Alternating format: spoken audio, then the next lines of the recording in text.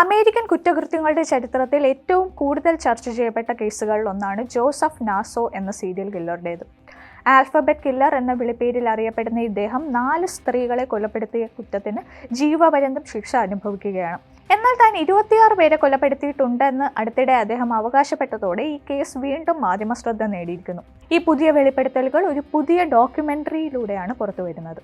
1934 ന്യൂയോർക്കിലെ റോച്ചെസ്റ്ററിൽ ജനിച്ച ജോസഫ് നാസോ ഒരു ഫ്രീലാൻസ് ഫോട്ടോഗ്രാഫറായാണ് ജീവിതം ആരംഭിച്ചത്. കുട്ടിക്കാലത്ത് ഒരു ലിറ്റിൽ ലീഗ് കോച്ചും സ്കൂൾ ഫോട്ടോഗ്രാഫറുമായി പ്രവർത്തിച്ചിട്ടുണ്ട്. 1950കളിൽ അമേരിക്കൻ വ്യോമസേനയിൽ സേവനമനുഷ്ഠിച്ച ശേഷമാണ് അദ്ദേഹം കൊലപാതകങ്ങളുടെ ലോകത്തേക്ക് കടന്നത്. കാലിഫോർണിയയിലെ വിവിധ പ്രദേശങ്ങളിലേക്ക് മാറി താമസിച്ച ഇദ്ദേഹം തന്റെ യാത്രകളെയും കുറ്റകൃത്യങ്ങളെയും കുറിച്ചൊരു ഡയറിയിൽ വിശദമായി രേഖപ്പെടുത്തിയിരുന്നതായി പോലീസ് കണ്ടെത്തിയിട്ടുണ്ട്. സ്വഭാവത്തിലെ പ്രത്യേകതകൾ കാരണം സുഹൃത്തുക്കൾക്കിടയിൽ ക്രേസി ജോ എന്ന വിളിപ്പേരും ഇദ്ദേഹത്തിനുണ്ടായിരുന്നു.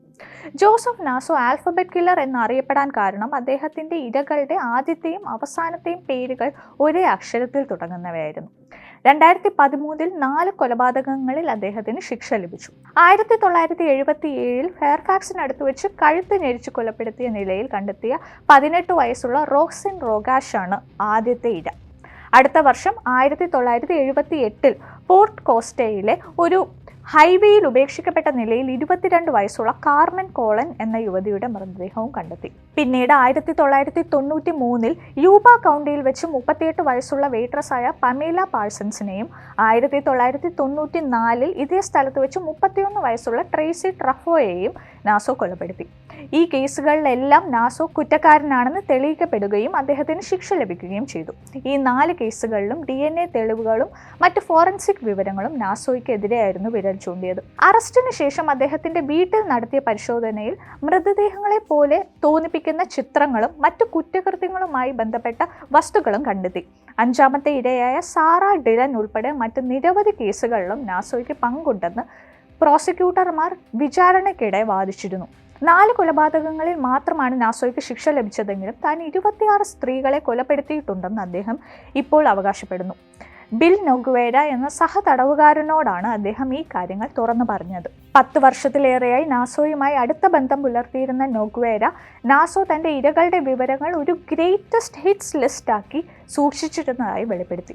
ഈ ലിസ്റ്റിലെ ഒരു കൊലപാതകം റോഡ്നി അൽക്കാല എന്ന മറ്റൊരു സീരിയൽ കില്ലറുടെ പേരിൽ ആരോപിക്കപ്പെട്ടപ്പോൾ നാസോ അസ്വസ്ഥനായിരുന്നു അത്രേ. താൻ തന്നെയാണ് പമേല ലാംസൺ എന്ന 19 വയസ്സുകാരിയെ കൊലപ്പെടുത്തിയതെന്ന് നാസോ നൊഗ്വേരയോട് വെളിപ്പെടുത്തി. ഓക്ലൻഡ് എന്ന ബേസ്ബോൾ ടീമിന്റെ ഔദ്യോഗിക ഫോട്ടോഗ്രാഫർ ആണ് എന്ന് നടിച്ച് നഗ്ന ചിത്രങ്ങൾ എടുക്കാൻ പ്രേരിപ്പിച്ച ശേഷമാണ് ഇരയെ കൊലപ്പെടുത്തിയതെന്നും അദ്ദേഹം സമ്മതിച്ചു.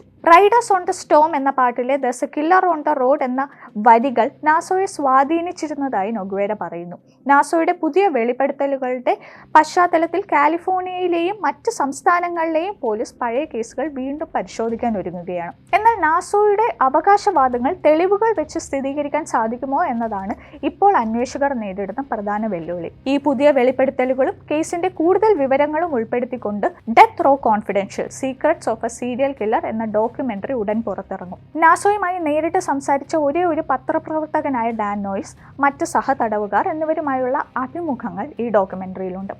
ഇത് ഇരകളുടെ കുടുംബങ്ങൾക്ക് നീതി ലഭിക്കുന്നതിന് സഹായകമാകുമെന്നാണ് പ്രതീക്ഷ.